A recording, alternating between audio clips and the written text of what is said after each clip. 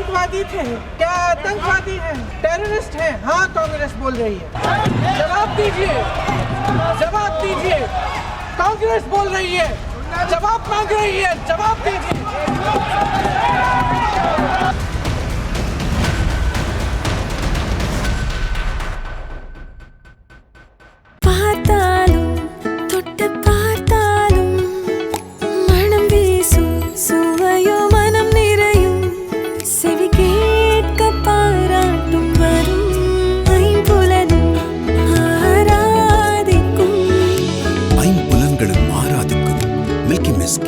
कुछ दिनों पहले हम राम मनोहर लोहिया अस्पताल गए थे।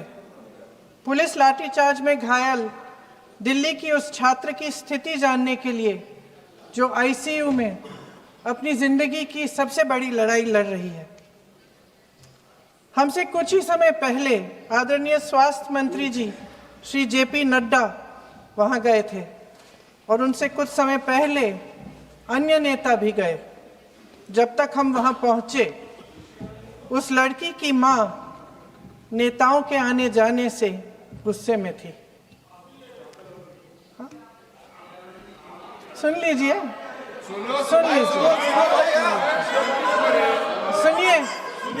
किसी की पीड़ा का मजाक नहीं उड़ाते, किसी कोई भी हो, किसी की पीड़ा का मजाक नहीं उड़ाते। आप संसद में बैठे हैं, निशिकांत जी आप बना रहे हो। जब तक हम वहां पहुंचे, उस लड़की की मां नेताओं के आने जाने से गुस्से में थी। किस लिए आए हो?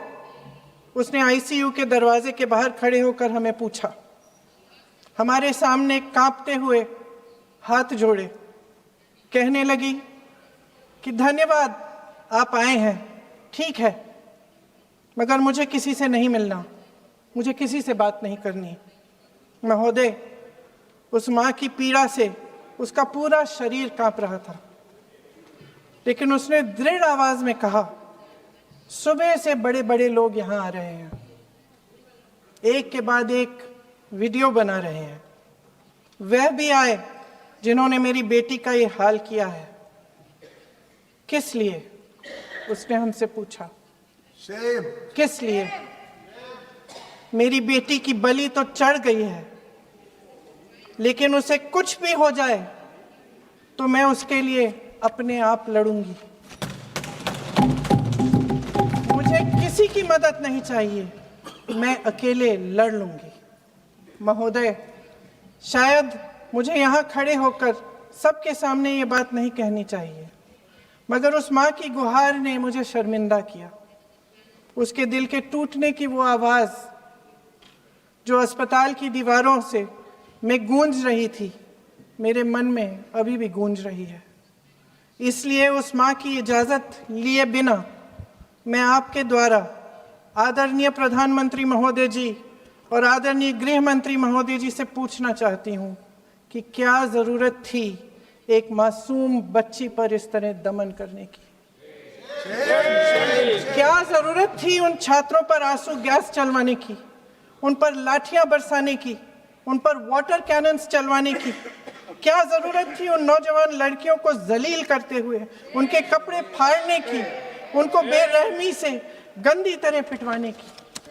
देश के युवाओं पर पैलेट गन्स और AK-47 चलवाने की क्या आवश्यकता थी? क्या वे आतंकवादी थे? क्या आतंकवादी हैं? टेररिस्ट हैं? हाँ, कांग्रेस बोल रही है। हाँ, कांग्रेस बोल रही है। जवाब दीजिए, जवाब दीजिए। कांग्रेस बोल रही है, जवाब मांग रही है, जवाब दीजिए।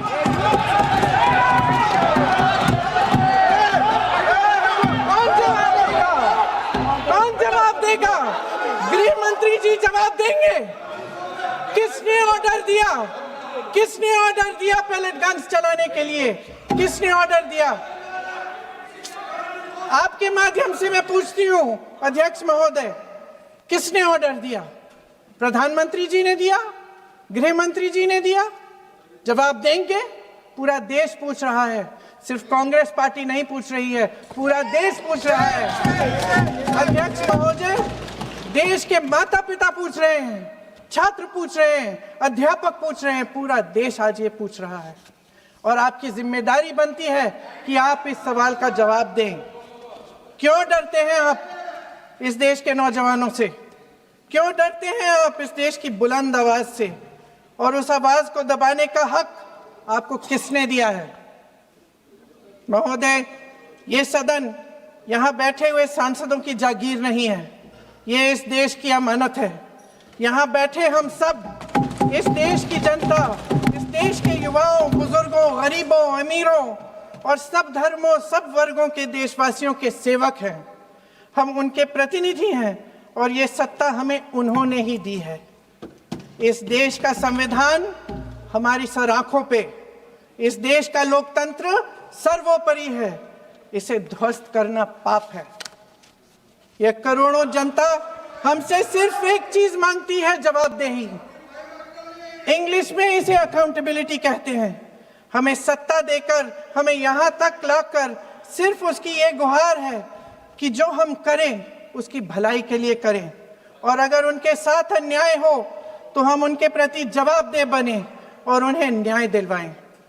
पिछले दिनों हजारों बच्चे सड़क पर उतरे, उन्होंने अपनी पीड़ा व्यक्त की। गांधी जी के दिखाए हुए रास्ते पर अहिंसा और सत्य को अपने दिलों में रखते हुए, गाते, मुस्कुराते हुए शांतिपूर्वक प्रदर्शन किया। लोकतंत्र के सबसे पवित्र सिद्धांत के तहत उन्होंने अपनी आवाज उठाने का अधिकार कायम किया।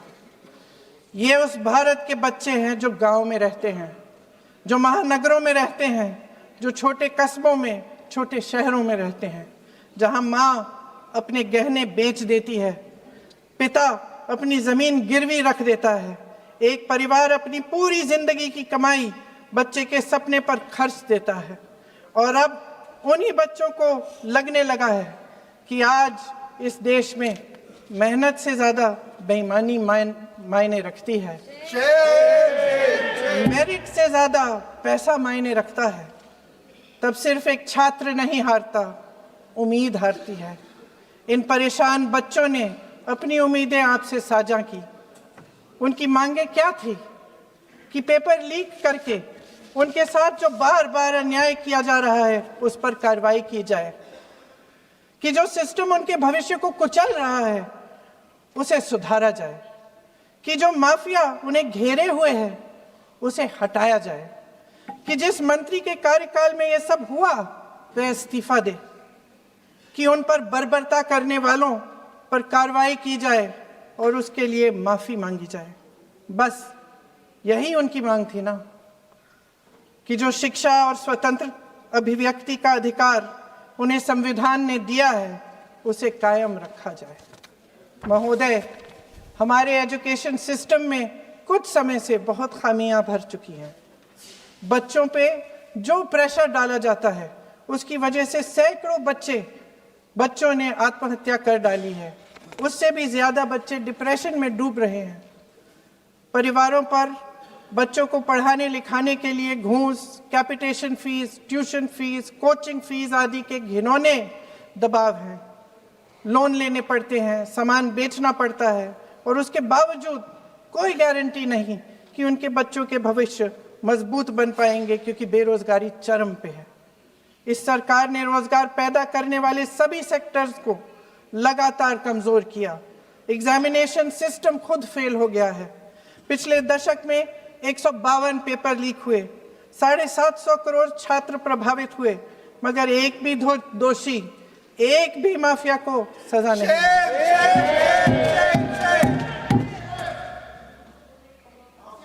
हमारे एजुकेशन में आरएसएस के प्रचारकों को भर भर कर उसे खोखला बना दिया है। जबरदस्ती एनटीए बनवाकर सिस्टम का केंद्रीकरण करके उसे और भी उलझा दिया। देश के कुल बजट में, हाँ जी जबरदस्ती, आपने अभी अभी सुना तमिलनाडु के हमारे साथी क्या कह रहे थे।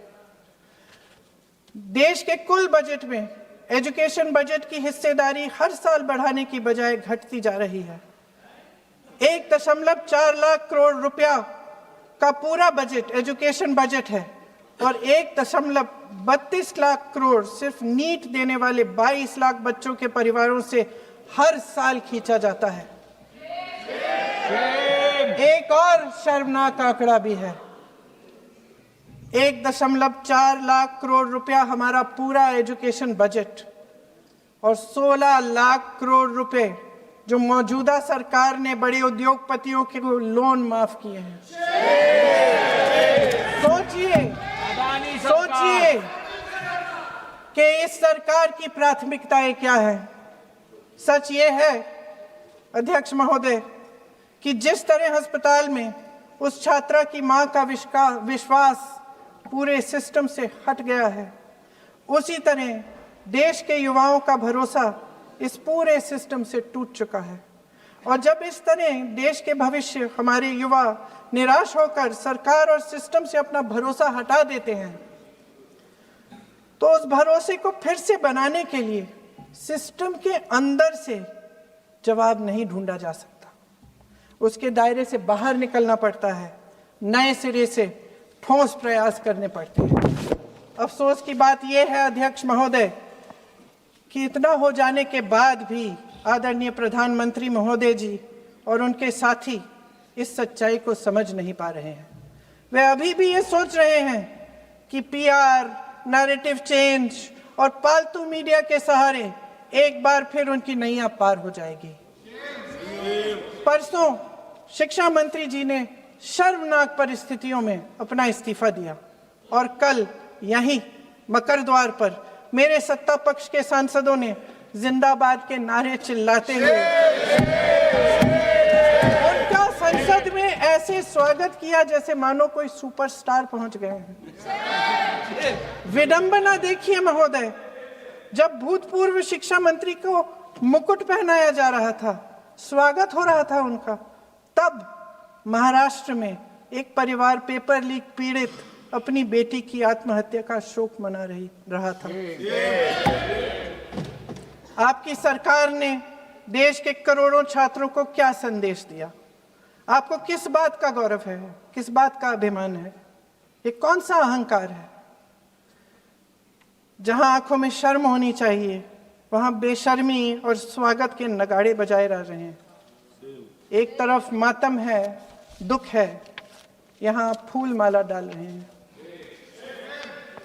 कोई आप पर कैसे यकीन करे? प्रधानमंत्री महोदय जी ने नया शिक्षा मंत्री चुना, एक ऐसे व्यक्ति को इस पद पर आसीन किया जिसने एक गर्भवती महिला के बलात्कारियों की रिहाई पर अपनी सहमति व्यक्त की, खुशी जताई।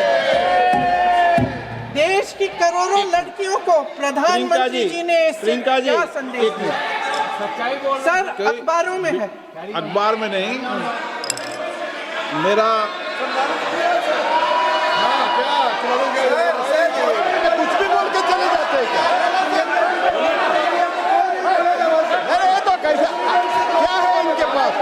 ऐसा ही कोई आरोप लगा दीजिएगा, कोई नियम कानून नहीं है।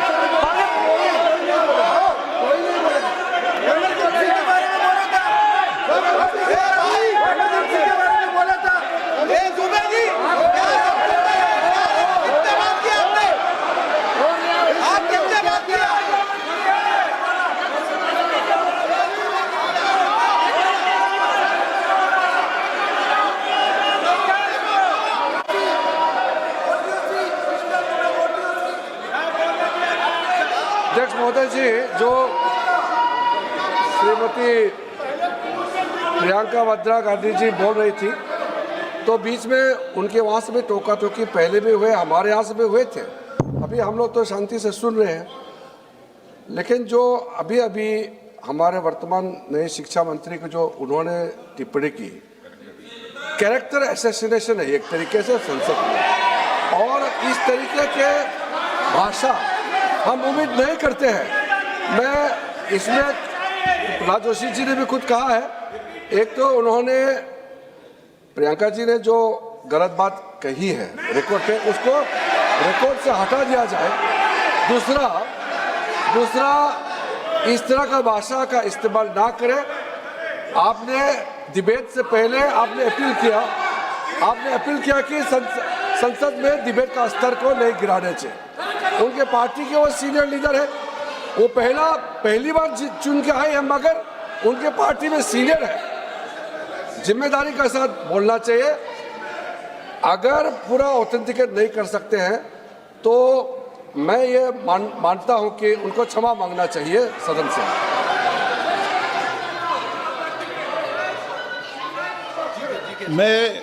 मेरा मत ये सदन के अंदर, ये सदन सर्वोच्च लोकतांत्रिक संस्था का सदन है, इसका एक एक शब्द हमेशा रिकॉर्ड में रहता है। मैं माननीय सदस्य से आग्रह करूंगा कि बिना तथ्यों के हमें इस तरीके के सदन के पटल पर बात नहीं होनी चाहिए।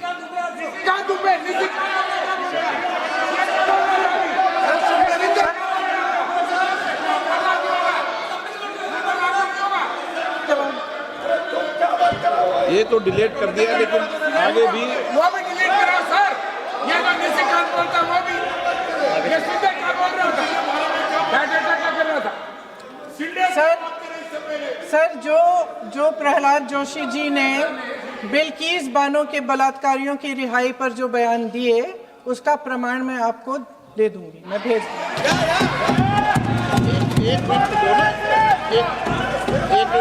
मैं ऑथेंटिकेट करूंगा।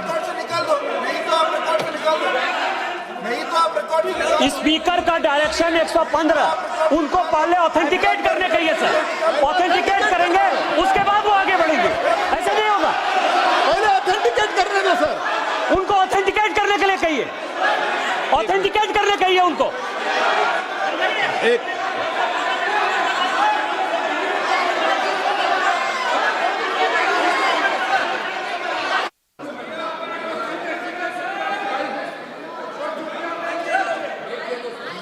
आप उनको बोलने दो, आप मत करो डिस्टर्ब। मैं एक विषय बता दूं, एक मिनट बताऊं।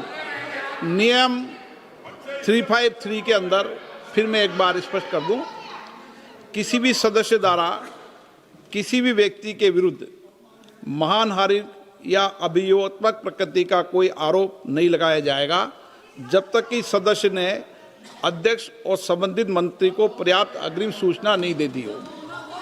यह व्यवस्था है।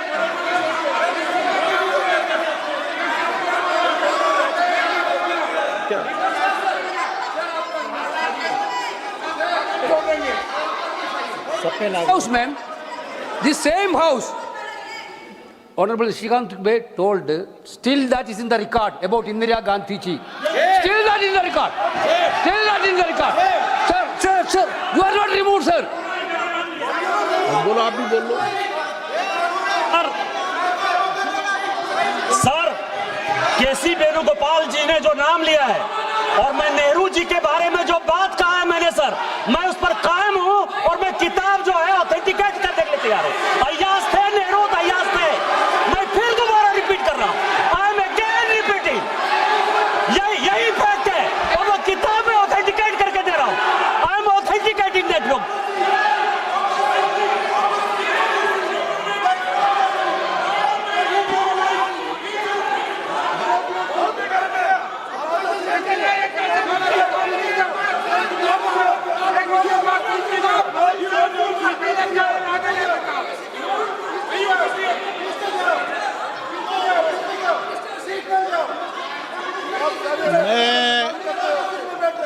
मैं जब आसन पर होता हूं, जो मैं व्यवस्था देता हूं, चाहे सत्ता पक्ष हो या प्रतिपक्ष हो, मैं समान व्यवस्था देता हूं। मैं जब आसन पर होता हूं,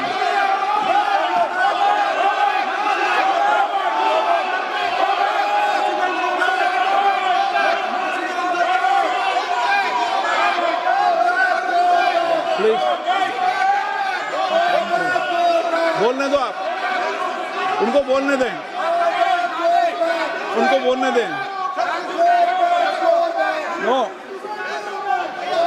अरे आप उनको नहीं बोलने देना चाहते? चलिए 114 प्लीज चाहिए। सर प्रियंका जी को ऑथेंटिकेट करना चाहिए और जो मिस इन्फॉर्मेशन कर रहे हैं, नहीं तो मिस इन्फॉर्मेशन के लिए कार्रवाई करना चाहिए सर। क्या कुछ भी बोल के चल सकते हैं क्या? और procedure for the minister the correcting the mistake 114 में अगर वो आपने जो रूल का जिक्र किया 353 में, मुझे कोई नोटिस नहीं दिया है, मैं इधर प्रेजेंट हूँ और मैंने ऐसे कैसे बिना ऑथेंटिकेशन बोल सकते, मुझे बिना नोटिस दिए हुए। इसलिए मैं इसको खंडन करता हूँ और उसको एक्सपेल करना चाहिए और उनको माफी मांगना चाहिए।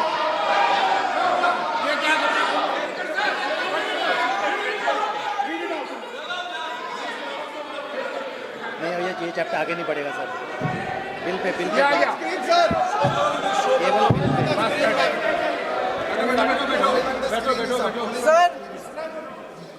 Sir here is a newspaper माननीय आर्टिकल। सदस्य,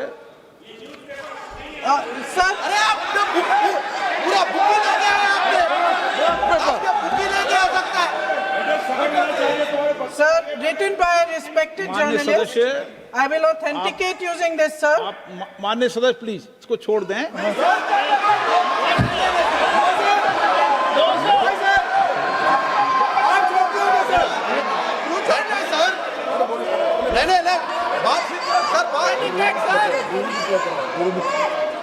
सर अगर जोशी जी अपने बयान का इस खंडन कर विधेयक रहे पर ही हैं क्या? चर्चा होगी।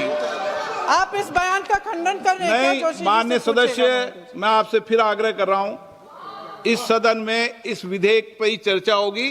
फिर भी नो, पंडित लालू को क्या ये विधेयक का विषय नहीं है। आप नो,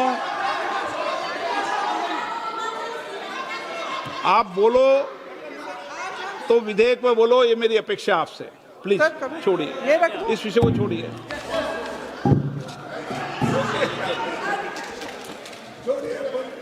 आज हम सदन पटल पर एक ऐसे विधेयक में संशोधन पर डिबेट कर रहे हैं जो 2024 में पारित हो चुका था और इसमें मुख्य संशोधन यही है कि पेपर लीक के अन्य अपराधों के लिए सजा बढ़ाई जाएगी।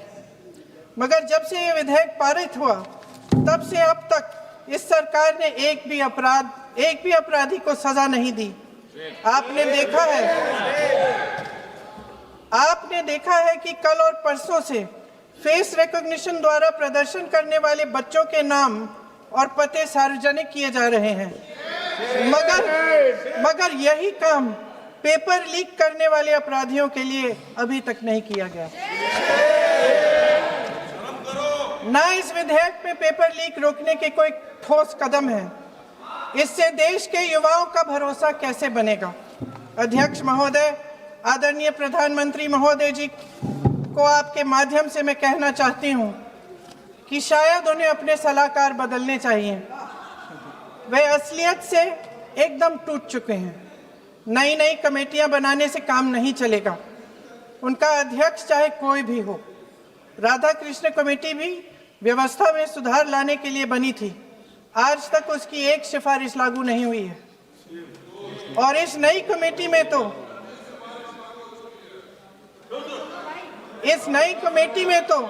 एक एक्स-आईबी चीफ, फिर चिल्लाएंगे, एक एक्स-आईबी चीफ, एक आईटी कंपनी के मालिक और एक गौमूत्र के विशेषज्ञ भी हैं।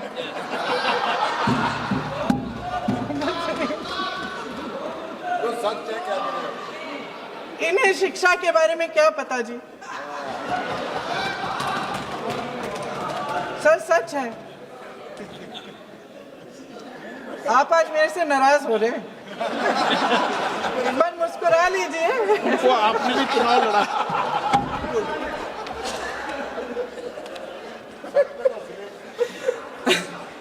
सर फास्ट ट्रैक कोर्ट्स का रिकॉर्ड पहले से ही बहुत खराब है। वैसे भी कल की सुनवाई में सीबीआई का वकील पेश ही नहीं हुआ। संसद में विपक्ष को दोषी ठहराने से, खोखले राजनीतिक खेल खेलने से काम नहीं चलेगा। आप जेन जी का भरोसा वापस जीतना चाहते हैं तो नए नए एंगल से अपने फोन से नए नए वीडियो बनाने से नहीं होगा।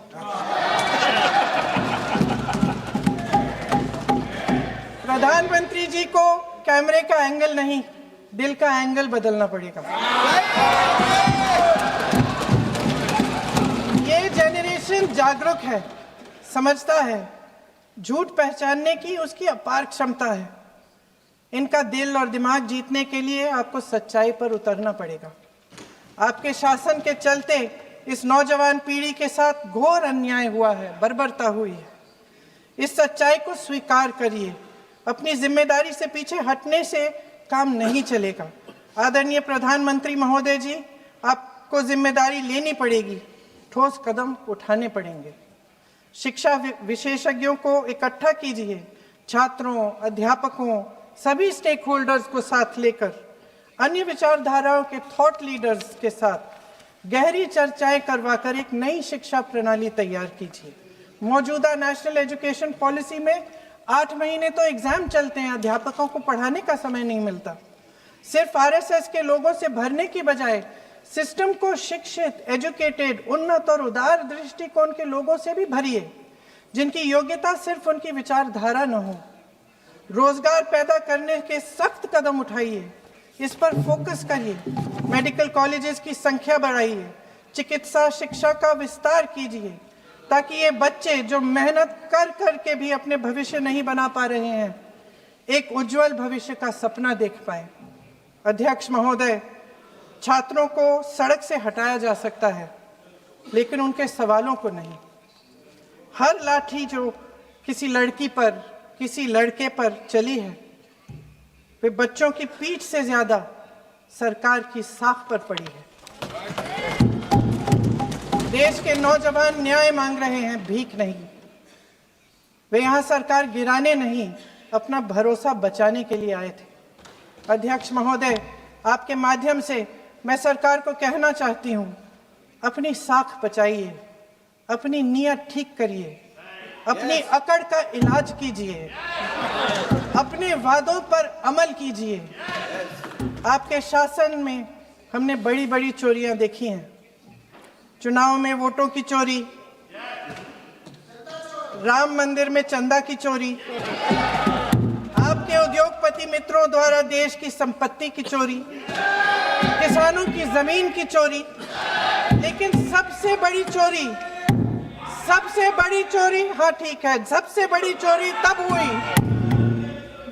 कहिए, बोलिए।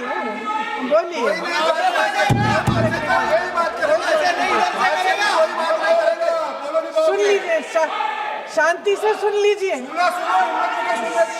शांति से सुन लीजिए।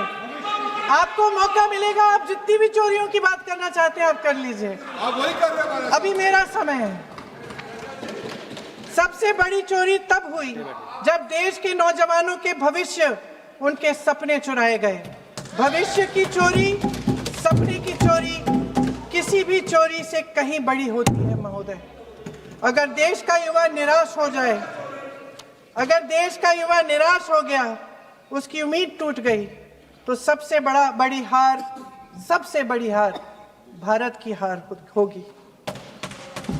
और हम कांग्रेस और विपक्ष के लोग जान दे देंगे, मगर भारत की हार नहीं होने देंगे। जय हिंद। सर, अब तो मुस्कुरा लीजिए, भाषण खत्म।